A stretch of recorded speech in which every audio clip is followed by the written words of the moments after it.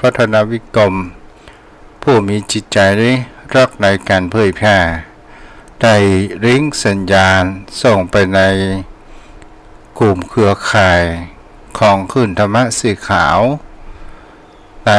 ต่างอำเภอต่างจังหวัดที่เปิดวิทยุรับฟังอยู่ณขณะนี้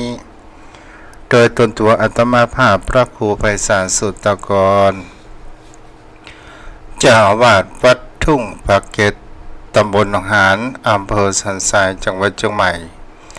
ได้มาอยู่เป็นประจำทุกวันพัดและวันศุกร์ในช่วงมื้อแลงตั้งแต่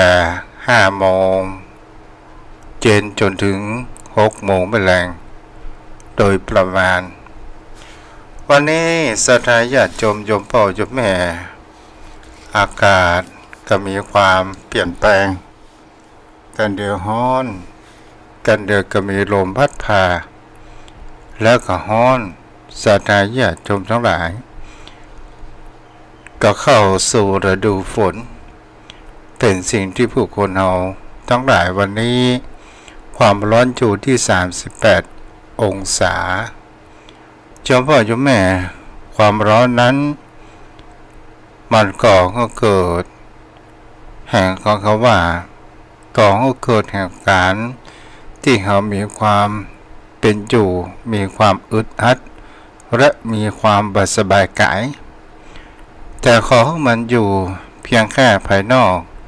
แต่ถ้าว่าจิตใจของเขานั้นเล่าร้อนถึงเขาจะเปิดพัดลมถึงเราจะกินน้ำเย็นถึงเราจะอยู่ในห้องแอร์ก็ถามถ้าจิตใจเล่าร้อนจิตใจกระวนกระวาย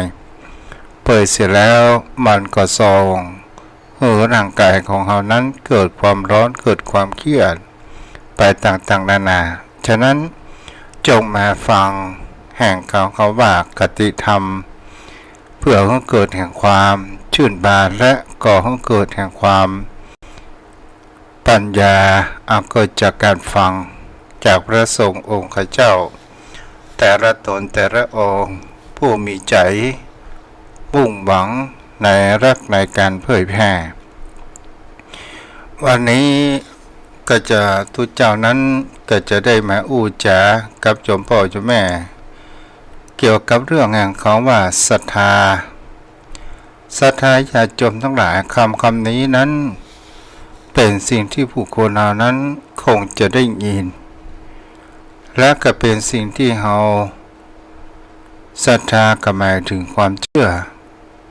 ในเรื่องที่นี้จะมีเขาว่ายกถึงให้เขาว่าจนทรัพย์แต่ไม่จนศรัทธาถ้าเขาอู้ถึงเขาว่าศรัทธาก็อู้ถึงความเชื่อแต่ความเชื่อเป็นสิ่งที่ก่อให้เกิดแห่งความเชื่อมั่นทำให้จิตใจของเรานั้นเกิดมั่นคงและมามีความคลอนแคลนถ่ายถอนไปได้ง่ายศรัทธาญาติโยมทั้งหลายคำว่าศรัทธาความเชื่อศรัทธานี้เป็นเรื่องของจิตใจของผู้คนเรานั่นเองถ้าจิตใจของเรามันมีศรัทธาเสร็จแล้วมันก็สามารถที่จะก่อให้เกิดแห่งความมั่นคงได้ศรัทธาในที่นี้เป็นสิ่งที่เราจะเห็นว่าถ้าเราอู้ความเป็นกลางถ้าเราอู้ตัวแห่งเขาว่าศรัทธาก่อนศรัทธาถ้าใจนั้นมีศรัทธามันก็ต้องมีเขาว่ามีศรัทธาอันมั่นคงและมีจิตใจและเป็นตัวประคองแห่งจิตใจของเราเมื่อมีความหวั่นไหวและมามีความโลเลเลาะและไปต่างๆนานาแต่มันตรงกันข้ามเขาว่าถ้าใจวิปริตถ้าใจวิปริตนั้นวิปริตในที่นี้ก็คือมีความหมายเขาว่ามีความคิดแผกแตกออกไปจากข้อเท็จจริงหรือจากความจริงเป็นสิ่งที่ผู้คนเหล่านั้นจะเห็นว่าคนทั้งหลายที่เชื่อถือและยอมรับกันได้แต่ความเห็นต่าง ในเรื่องแห่งเขาว่า นั้นเป็นเพียงแค่ความเห็น หรือว่าความจริงก็ที่จริงนั้นถ้าเมื่อจิตใจของเราวิปริตความศรัทธาคือความเชื่อที่เกิดจากจิตจากใจของเรานั้นมันก็คอยจะมีความวิปริตนั้นเชื่อมีความแปลกๆนั้นออกไปอย่างนี้จะเป็นในสิ่งที่เป็นอันตรายก่อให้เกิดความวุ่นวายแห่งจิตใจของเรานั้นเกิดขึ้นเอาละโยมพ่อโยมแม่ถ้าจะเข้าใจง่ายศรัทธาถ้าประกอบไปด้วยปัญญาก็คือเป็นศรัทธาในทางที่ถูกต้องแต่ถ้าว่าศรัทธาแล้วมีแห่งคำว่าวิปริตหมายถึงคำว่าจิตใจของเรามีความผิดมีความคิดที่มีความผิดแปลกเพราะว่ามีความคิดเห็นไปตามอารมณ์สิ่งที่เกิดขึ้นอารมณ์ก็หมายถึงสิ่งที่มันมาเย้าจวนแห่งคำว่ายั่วยุของเรานั้นหรือว่าสิ่งที่มันเข้ามากระทบในอายตนะภายนอกภายในเข้ามากระทบกันและก็ก่อให้เกิดแห่งความพฤติกรรมก่อให้เกิดแห่งความสิ่งที่อารมณ์ถ้าเราไปไปแล้วมันก็มีอารมณ์อยู่สองอย่างก็คืออารมณ์ดีและอารมณ์บดีหรือเราเข้าใจกันในสิ่งที่ว่าเป็นอารมณ์นั้นก็คือรักแห่งความว่าความประพฤติถ้าเราไปแห่งประการหนึ่งสิ่งที่ผู้คนเราจะหาได้ว่าความจิตใจของเรานั้นมีอารมณ์ที่เราสบายอารมณ์นั้นมีจิตแจ่มใสหมายถึงสิ่งที่ผู้คนเหล่านั้นจะหาได้ว่าอารมณ์โกรธก็คือหมายถึงความคิดที่มันบดีกับจิตใจของผู้คนเราถ้าเราไปให้เข้าใจง่ายตามภาษาบ้านเราก็คือศรัทธาญาติโยมทั้งหลายคำว่าศรัทธาในที่นี้ถ้ามันประกอบไปด้วยปัญญาอย่างเช่นเรามีความศรัทธาในพระพุทธศาสนาเรามีความศรัทธาในหลักธรรมคำสอนของพระพุทธองค์โดยการที่เรานั้นได้ศึกษาได้การฟังมาได้เกิดแห่งความคิดใหม่ๆโดยความไตร่ตรองพิจารณาเกิดขึ้นอย่างเช่นหลักธรรมคำสอนของพระพุทธองค์บอกว่าโลกนี้ตกอยู่ในกฎของพระไตรลักษณ์โลกใบนี้มันตกอยู่ในแห่งเขาว่าเป็นสิ่งที่ของคู่กันเรียกว่าโลกธรรมนั้นโลกธรรม8และก็เป็นสิ่งที่แห่งประการหนึ่งที่พระพุทธองค์นั้นได้ตรัสบอกไว้ว่าสิ่งไหนไม่เที่ยงสิ่งนั้นเป็นทุกข์สิ่งไหนเป็นทุกข์สิ่งนั้นเป็นอนัตตาไม่ควรที่จะเข้าไปยึดมั่นถือมั่นว่าเป็นตัวกูของกูอย่างนี้เป็นต้นโยมพ่อโยมแม่เราก็ลองเก็บพิจารณากันไปอย่าว่ากฎของพระไตรลักษณ์โยมพ่อโยมแม่ก็คงจะได้รับทราบได้หูหมายถึงคำว่าอนิจจังทุกขังอนัตตาหมายถึงว่าทุกสิ่งทุกอย่างบนโลกใบนี้มันบ่เที่ยงแท้บ่แน่นอนอย่างจะเกิดขึ้นอย่างจะมีการเปลี่ยนแปลงไปทุกขณะเวลานั้นเกิดขึ้นสิ่งที่มันมีความจีรังยั่งยืนมันก็ก่อให้เกิดแห่งความทุกข์ในที่นี้ก็คือเป็นสิ่งที่คงทนสภาพเดิมนั้นอยู่บ่ได้มันก็มีความทุกข์ต่างๆนานาโยมพ่อโยมแม่แล้วเราก็ไปพอดูแห่งเขาว่าอนัตตาสิ่งที่มันบังคับบัญชาบ่ได้มันมีสาระแก่นสาร เกิดขึ้น หมายถึงก็ว่าอันยังศรัทธาญาติโยมสุญญตาก็คือความว่างเปล่าแล้วเราก็เรามาดูพิจารณากันว่าโอ้มันเป็นจริงแห่งธรรมชาติบนโลกใบนี้หรือไม่ขอใส่น้ำกันเนาะในความโลกนี้เป็นจริงหรือไม่โยมพ่อโยมแม่เฮาก็ลองพอดูว่าสภาพอากาศความเปลี่ยนแปลงของธรรมชาติโยมพ่อโยมแม่เฮาก็ลองดูว่าช่วงนี้ถึงเข้าช่วงฤดูฝนแต่ก็ยังมีความร้อนมีแดดเหมือนกับว่าฤดูฝนนั้นยังบ่เข้ามาถึงแต่บางครั้งบางคราวเมื่อมีความร้อนมีความร้อนเพิ่นว่าร้อนอวมมันก็มีแห่งความโศกเขาทำเมื่อนั้นมีฝนเมื่อมีฝนตกมาอยู่มากๆมีพายุมากๆถามว่าฝนนั้นจะตกตลอดไปหรือไม่มันก็บ่สามารถที่จะตกตลอดไปนั้นหาได้ยากแต่เป็นสิ่งที่บุคคลเฮาทั้งหลายจะหันได้ว่ากันเดียวฝนก็หยุดตกกันเดียวก็แดดออกมันก็มีความแปรเปลี่ยนไป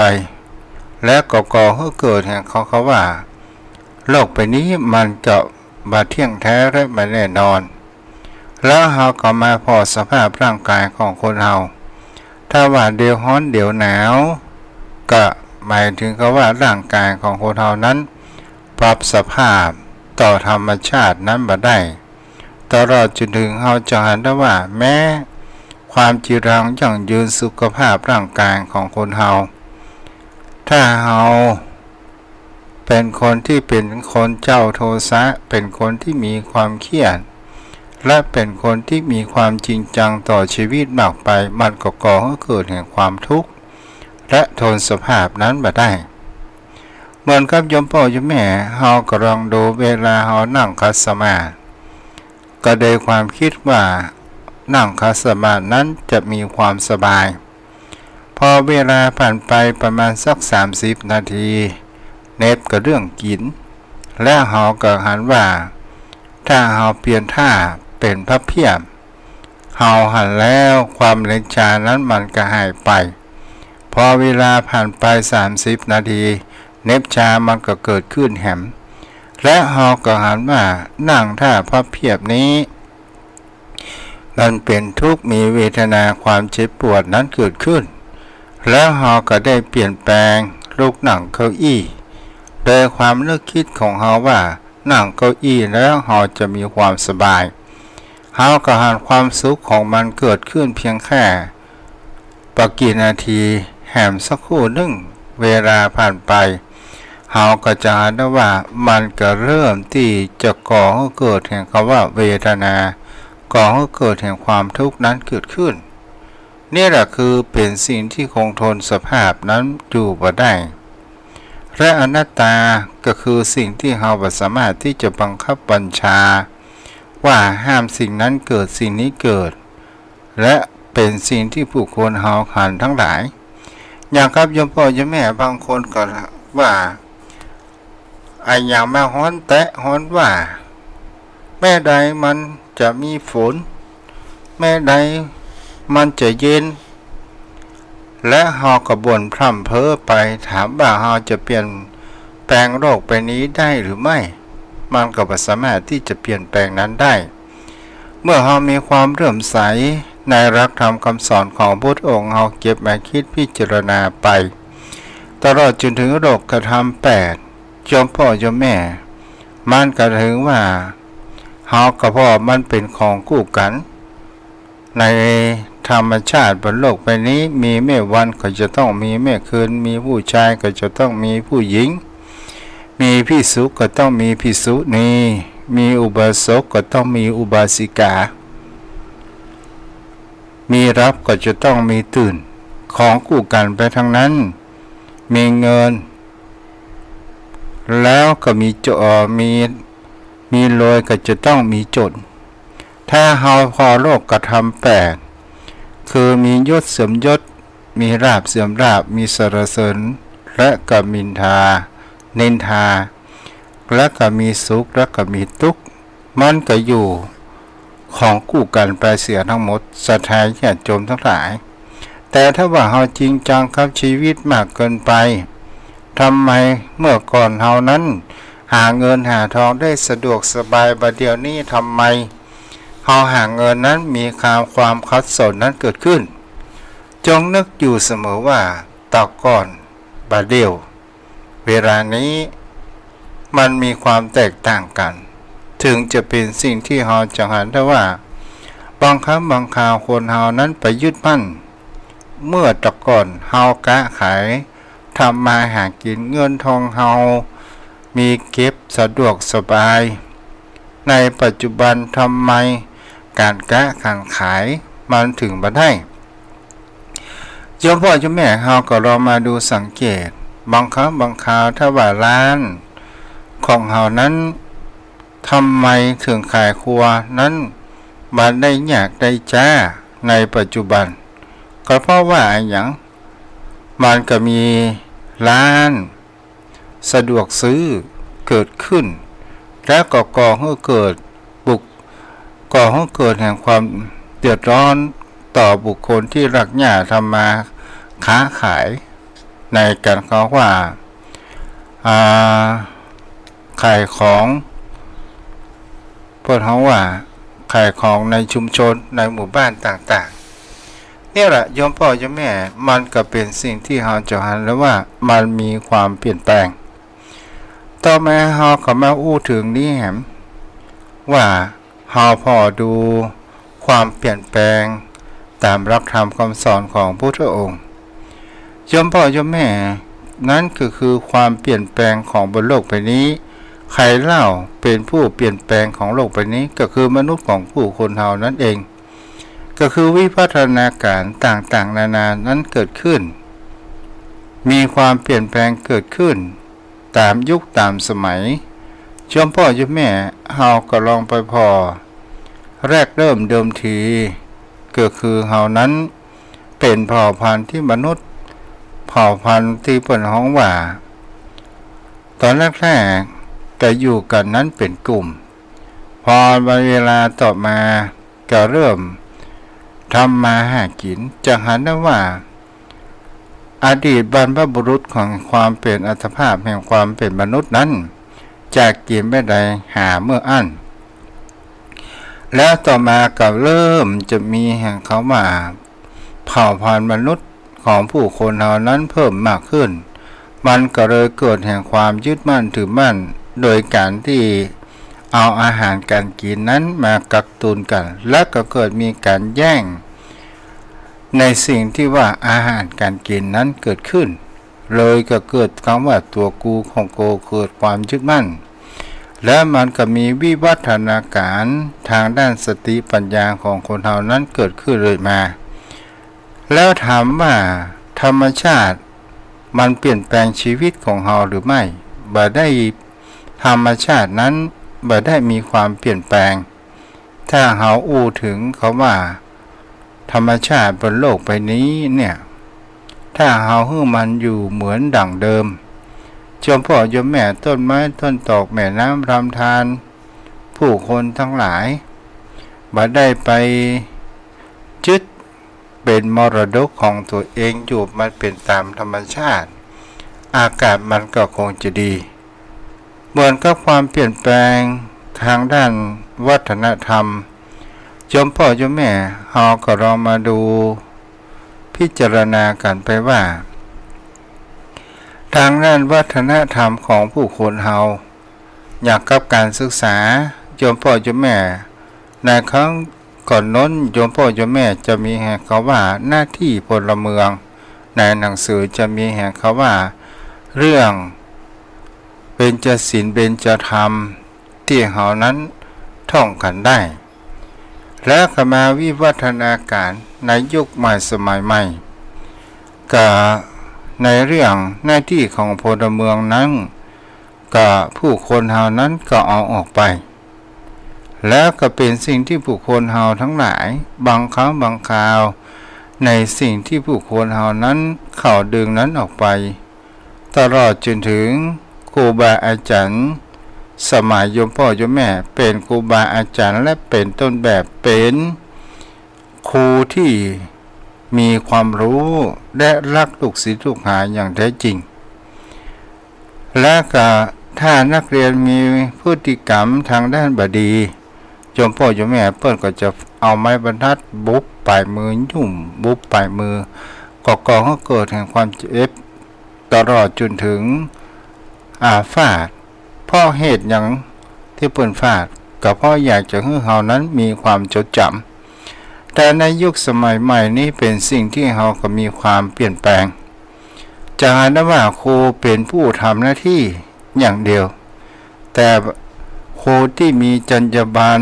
รักลูกศิษย์ลูกหานั้นเหมือนลูกเหมือนเต้าของตัวเองนั้นก็หาได้ยากถามว่ามีก็ยังมีอยู่แต่ถามว่า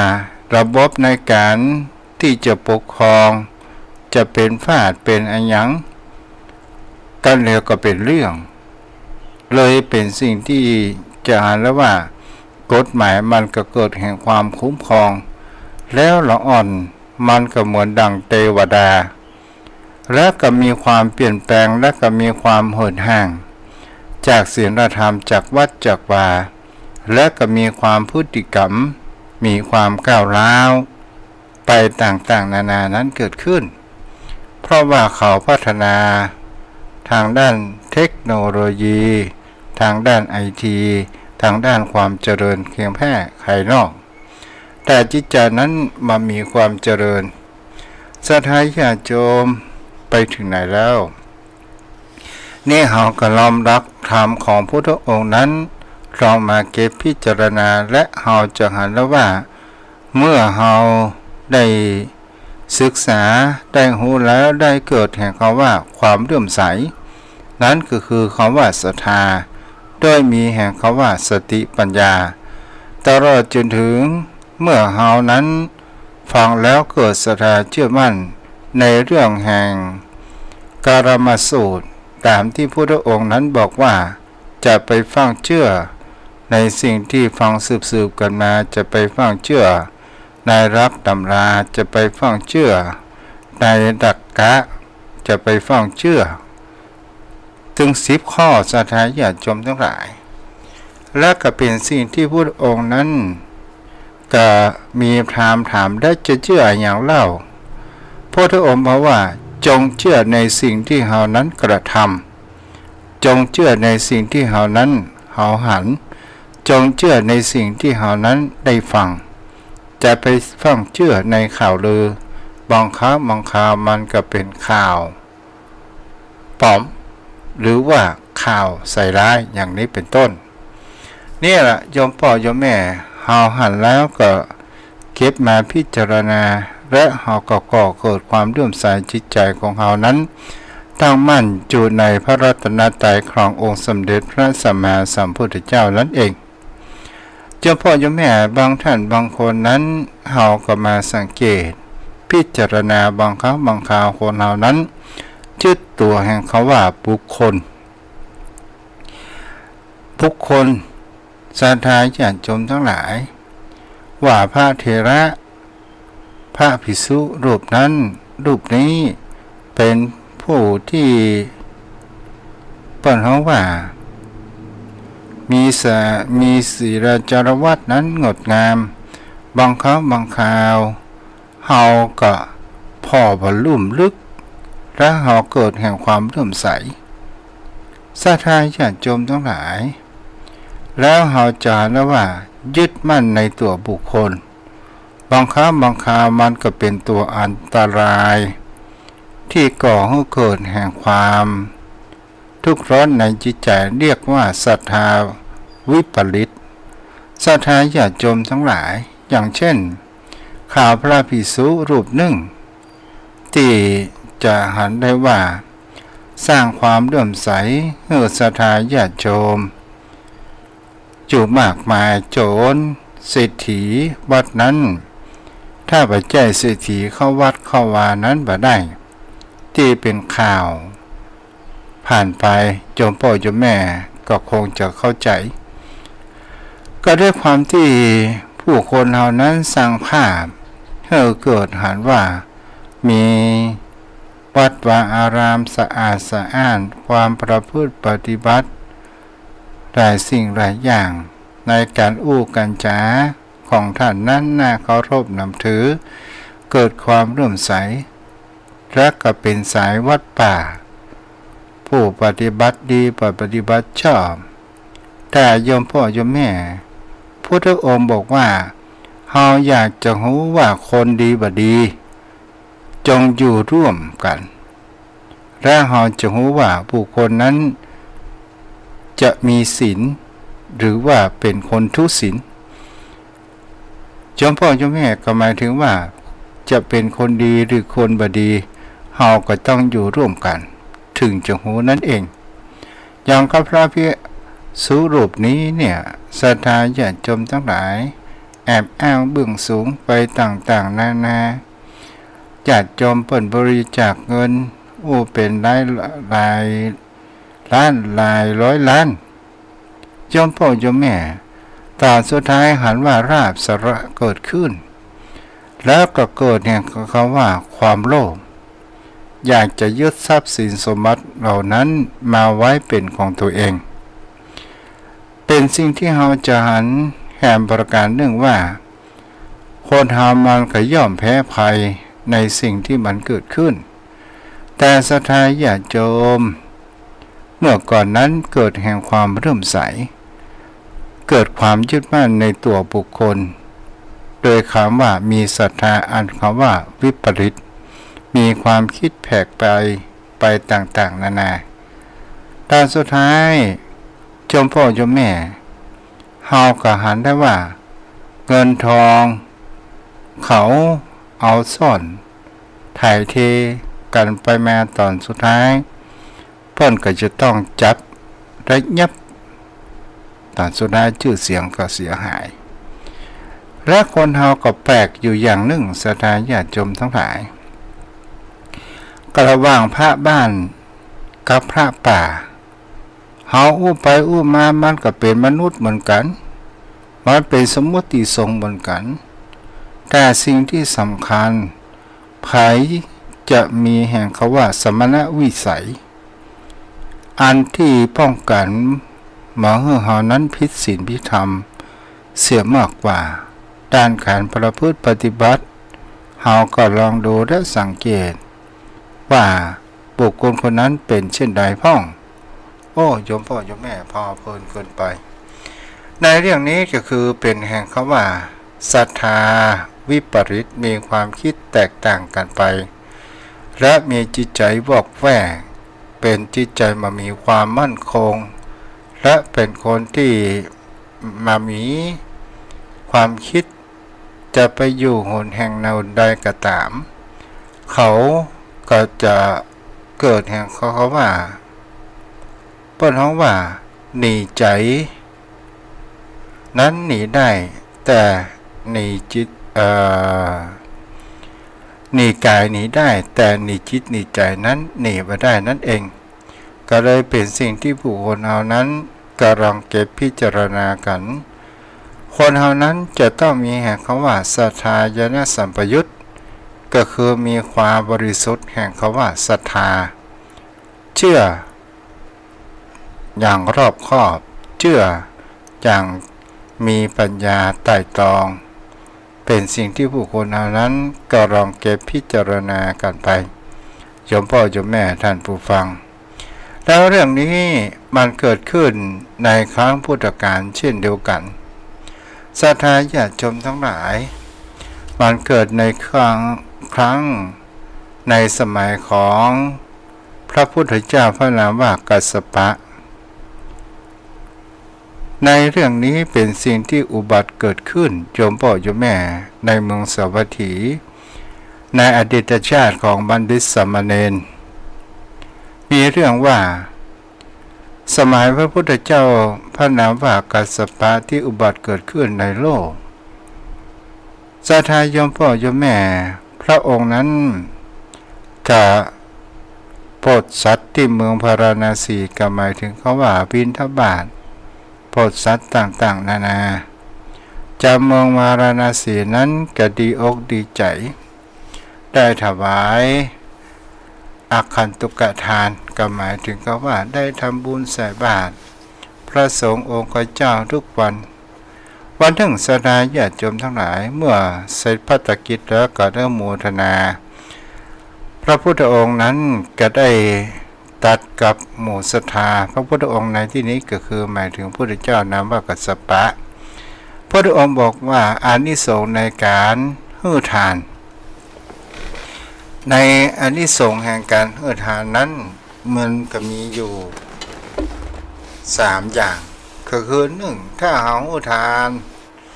ด้วยตัวของเราเองโดยการที่เราไปเลือกชวนคนอื่นเราก็จะมีแห่งเขาว่าบริวารสมบัติแต่เราจะได้โภคะสมบัติแต่เราจะขาดบริวารสมบัติแต่ถ้าว่าเรานั้นชักชวนคนอื่นอย่างเดียวบอกบุญและเราบ่ได้ให้สาระทรัพย์ของเรานั้นเป็นทานเปิดเขาว่าเราก็จะได้เพียงแค่บริวารสมบัติเท่านั้นแต่ถ้าว่าบุคคลใดชักชวนโดยได้สาระทรัพย์โดยบุคคลคนนั้นจะได้ทั้งโภคทรัพย์และบริวารทรัพย์แต่บุคคลใดเป็นผู้มีแห่งเขาว่ามิจฉาทิฏฐิทานก็บ่ได้ให้ทานตลอดจนถึงชักชวนก็บ่ได้ชักชวนมันก็บ่ได้ทั้งโภคะสมบัติและบริวารสมบัติศรัทธาญาติโยมทั้งหลายก็มีมนุษย์ผู้หนึ่งได้ฟังประการเช่นนั้นเกิดแห่งเขาว่าได้ความฉลาดหลักแหลมเกิดขึ้นโดยการพิจารณาว่าเปิดห้องว่าบุคคลผู้ฉลาดได้ยินประการเช่นนั้นก็ได้นิมนต์พระสงฆ์องค์เจ้าจำนวนประมาณสัก100 รูปศรัทธาญาติโยมทั้งหลายก็เขานั้นก็มีด้วยความคิดว่าเราจะชักชวนและบอกบุญให้ชาวบ้านว่าไผจะเอาพระภิกษุสงฆ์พระภิกษุสงฆ์สาวกขององค์สมเด็จพระสัมมาสัมพุทธเจ้ามารับภารกิจอย่างบ้านใครจะเอากี่ตนกี่องค์บอกมาเด้อศรัทธาญาติโยมทั้งหลายบางคนก็เอา9 รูปบางคนก็เอา5เอา2เอา3เอา1ก็เพื่อที่จะได้พระบุญกุศลกันเกิดขึ้นก็โดยจดการจดบันทึกไว้ใครจะเอาแต่ใดบังเอิญไปท้ายหมู่บ้านศรัทธาญาติโยมทั้งหลายผู้อันเป็นคนฉลาดเป็นเศรษฐีแล้วก็ได้ไปบอกชายทุกตะก็คือคนยากคนจนหาเจ้ากินเจ้าหาแรงกินแรงโยมพ่อโยมแม่ก็ได้จนว่าโอ้ประเดี๋ยวนี้สู่เขาตุกๆยากๆประเดี๋ยวนี้ข้ามาบอกนะว่าสู่เขาจะเอาตู้เช่ามาฉันเพ็ญที่บ้านก่อชายทุกตะก็บอกว่ามหานกาท่านเศรษฐีเฮานั้นบ่มีเงินบ่มีทองพอบ้านพอจองของเฮากะเศรษฐีนั้นก็บอกว่าเหตุนี้แหละที่สู่เขานั้นตุกๆยากๆเพราะว่าในอดีตชาติบางทานนี่บัดเดี๋ยวนี้ข้าได้นิมนต์พระสงฆ์องค์เจ้ามาจะใครจะให้ทานก็จดไปสู่เอาสักตนบ่สักรูปบ่แล้วจะได้ภาระอานิสงส์ในการให้ทานชาตินี้บ่รวยกับชาติหน้าก็คงจะรวยคงจะอยู่ดีมีสุขจะไม่ได้ขัดสนเหมือนในชาตินี้ศรัทธาญาติโยมทั้งหลายชายทุกตะนั้นได้หานการจูงใจของเศรษฐีก็ได้รับปากป้ายอย่างอันเอาตน1 รูป 1เศรษฐีนั้นก็ไม่ได้จดชื่อโดยการบอก แล้วก็ไม่ได้จดจืดชายทุกตะ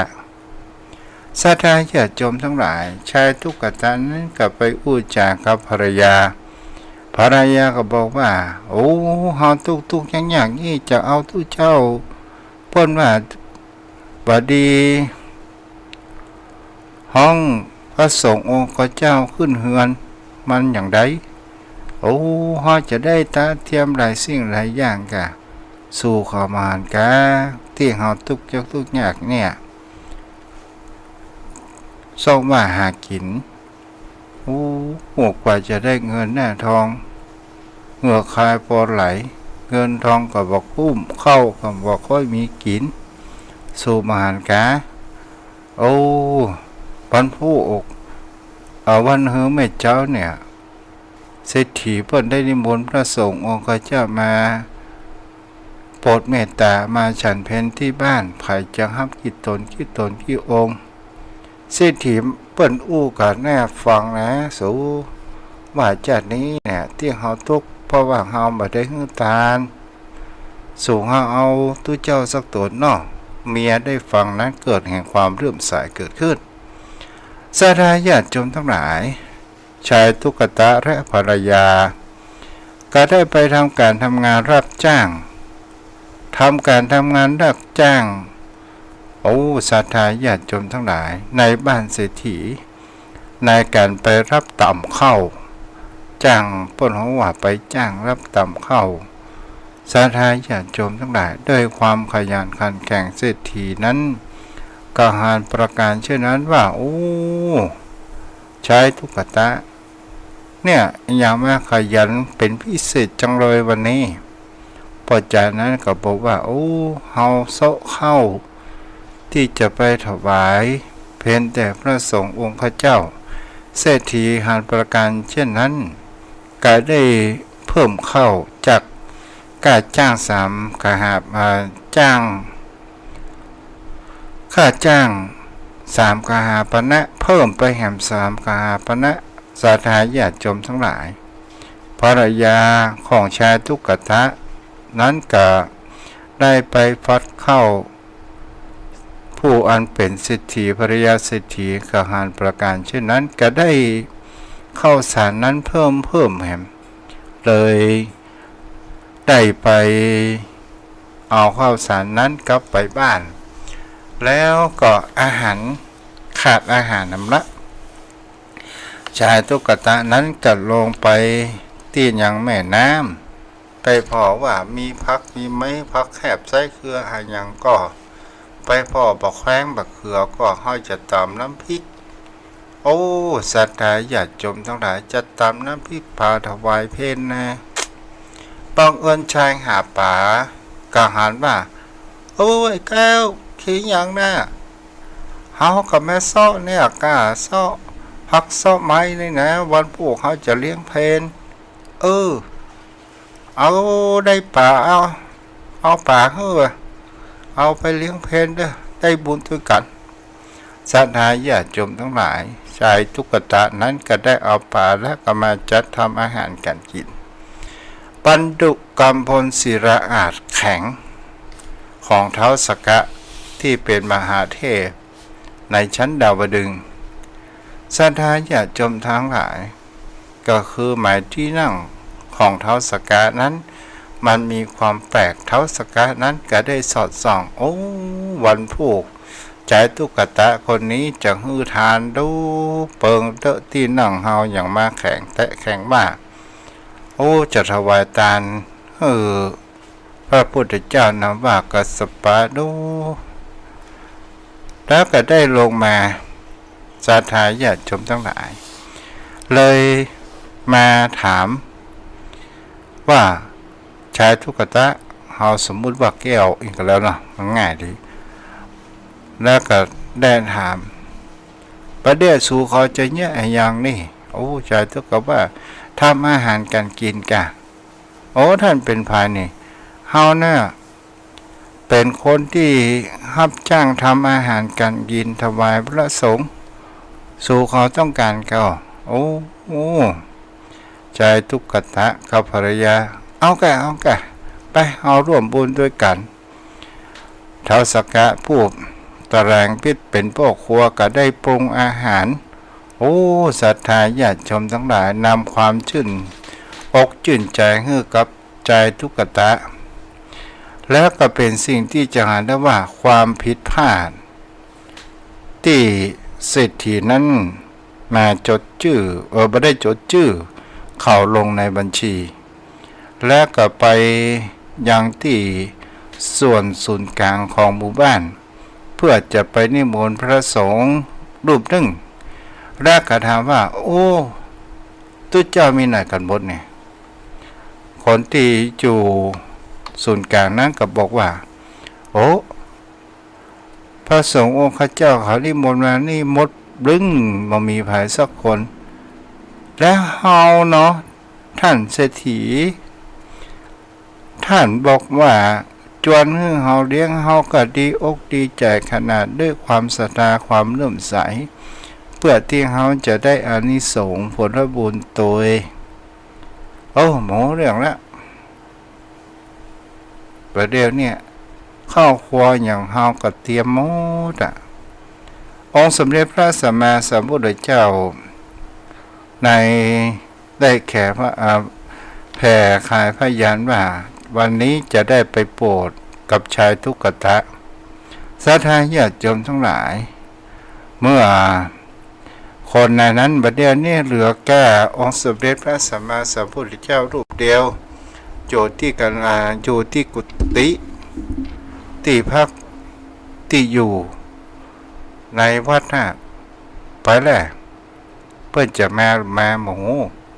หรือว่าคนอื่นชิงเอาไปเสร็จแล้วชายทุกตะนั้นก็ไปเข้าไปที่สำนักของพระพุทธเจ้านามว่ากัสสปะก็ได้ถวายบังคมแล้วพระองค์ก็ถามว่าเธอมาทำอะไรหรือกะบัดเดี๋ยวนี้มานิมนต์พุทธองค์ไปฉันภัตตกิจที่บ้านจะได้ก่อหาศรัทธาญาติโยมทั้งหลายพุทธองค์นั้นก็ได้ยื่นบาตรให้กับแปลว่าจะไปฉันภัตตกิจที่บ้านแล้วทีนี้ก็มีแห่งคำว่าเศรษฐีที่เข้ามาทีหลัง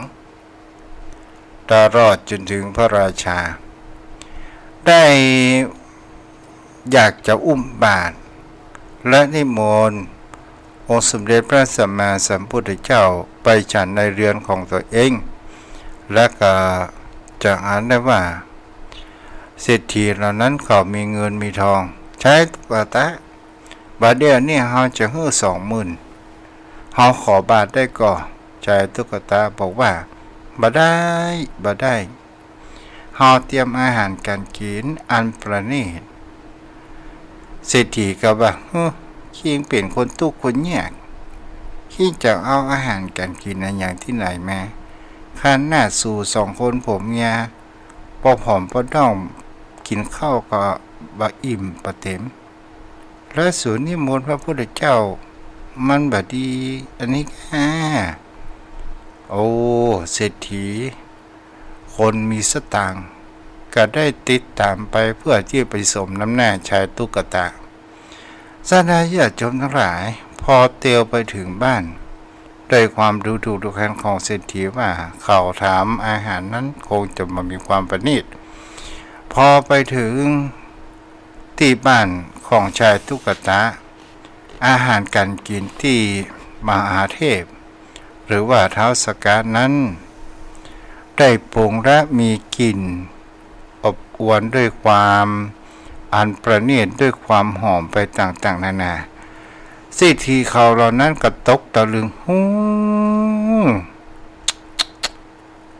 ดูถูกบัดได้นี่นะไปหมู่ห้องปิ๊กบ้านหน้าแตกละ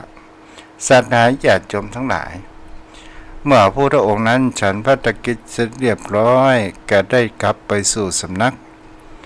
วันเวลาผ่านไปตกมา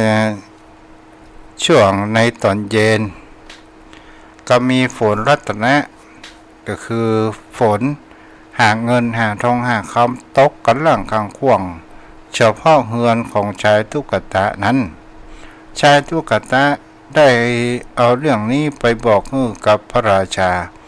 พระราชาก็ได้เอาเงินให้สั่งเสนาอามาตย์ทั้งหลายเอาเงินเอาทองเอาแก้วมณีต่างๆเหล่านั้นมาที่บ้านแล้วก็ประกาศให้เจ้าเมืองว่าไผมีเงินมีทองเต้าใจตุกตะนี้พ่องโอ้มามีเจ้ามามีพอละโอ้ไอ้ยังเป็นบุญกุศลแต่ว่าตะกอนนี่ตุกยากขนาดประเดี๋ยวนี่มีเงินมีทองปันล่างกะนี่หรอ อันนี้สมแต่งไปได้เอามามีไผพระราชากับประกาศว่าบัดนี้เป็นต้นไปใช้ตะกอนเขาว่าไอ้แก้วตุกตะบัดเดี๋ยวนี้บัดเจ้าละพ่อเลี้ยงแก้วแล้วตั้งเป็นมหาเศรษฐีศรัทธาญาติชมทั้งหลายแล้วก็กลับมาได้เกิดในเทวโลกแล้วก็เมื่อหมดบุญจากเทวโลกได้เกิดมาเป็น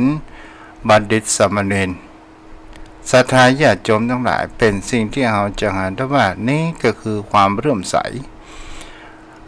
ของชายทุกตะในอดีตชาติของบัณฑิตสามเณรโยมพ่อโยมแม่วันนี้ก็คงจะพอประมาณเท่านี้เนาะแล้วต่อไปใครจะโทรมาเวลาเหลือ7 นาทีศรัทธาญาติโยมกับใครจะโทรมาก็โทรมาได้เด้อที่เบอร์โทร06316399500631639950เจริญพรพระเจ้าท่านพระครูเจ้า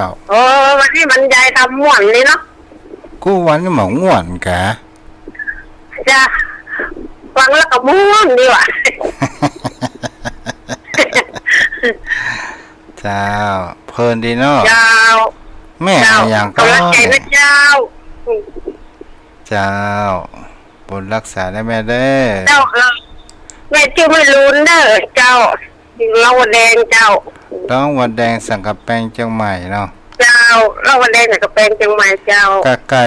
กับบ้านแม่พรเขานั่นเนาะเจ้าอยู่เหนือบ้านใจพรหน่อยเจ้าแม่อยู่หมู่1บ้านใจพรอยู่หมู่3นั้นบ้านลองวันแดงน่ะตำบลลองวันแดงว่าเจ้าจ้าอนุโมทนาได้แม่เด้อเจ้าจากทุกเจ้ารักษาเจ้าใครจะโทรมาแหมเด้อวันนี้ตังเฟซบุ๊กไม่มี06316399500631639950ข่าวประชาสัมพันธ์วัดทุ่งประเกศงานประเพณีส่งน้ำองค์พระธาตุเจดีย์ในวันที่17เจริญพรตามภาษาเจ้าแม่ ฟัง ฟังเจ้าฟังอยู่ขึ้นวัดพระบาทอุดมด้วยเจ้า เจ้าขึ้นสีขาวเนาะอากาศฟังเป็นจังได้พ่อฮะ ฟังฮ้อนเจ้า ร้อนเนาะเจ้า เจ้าด้าน เจ้า ร้อนฝนมันตกเจ้า เหมือนกันเนาะเหมือนกันเนาะ เจ้า เจ้าก ำลังใจเนี่ยเจ้ากับสาธุเจ้า ผลรักษาผลรักษาขอบคุณทุกกำลังใจ930ของไผที่โทรมาบ่ได้อู้ได้จ๋า0631639950เจริญพร ไว้จ่าเจ้าท่าจารย์ เจ้าแม่ วันนี้สติก็ดีนะฟังแล้วได้สติได้ข้อคิดจะหลายอย่างนะเจ้า เจ้าดีอนุโมทนาเด้อ เจ้าเป็นกำลังใจให้เจ้าไว้จ่าเจ้า เจ้าบุญรักษาเจ้า แม่ฟังที่ไหน เอาละเวลาเรือแฮม2 นาที คงจะได้รับสาย2 สายเนาะเจริญพร เจริญพร นมัสการเจ้า เจ้าเจ้าแม่ จากหลังการแม่สาวอเมริกาแม่อาเจ้า เจ้า ฟังอยู่นะเจ้าคือกำลังใจท่านพระครูนะเจ้า ฟังแล้วเป็นจะได้พ่อง อ๋อ ให้เข้าใจดีเจ้า เข้าใจว่าจะได้ เข้าใจว่าจะได้การทำบุญก็เจ้าแม่ก็ให้ทานเนี่ยก็รักษาศีลอยู่บ้านและเจริญภาวนาถ้ามีเวลาก่อนยาวเจ้า บ่ได้อู้เรื่องภาวนาเด้อ ก็มันมี3 อย่างอยู่แล้วนอกเจ้า เข้าใจเจ้า ให้ทานรักษาศีลเจริญภาวนาจะปฏิบัติทุกวันนะเจ้า เจ้าดีแล้วเจ้าบุญรักษา เข้าใจเจ้าจนย้อนถามไปว่าเข้าใจอย่างพ่องอีเนาะอู้เล่นกันไปเด้อโยมแม่เนาะ เครื่องครัวมด 063163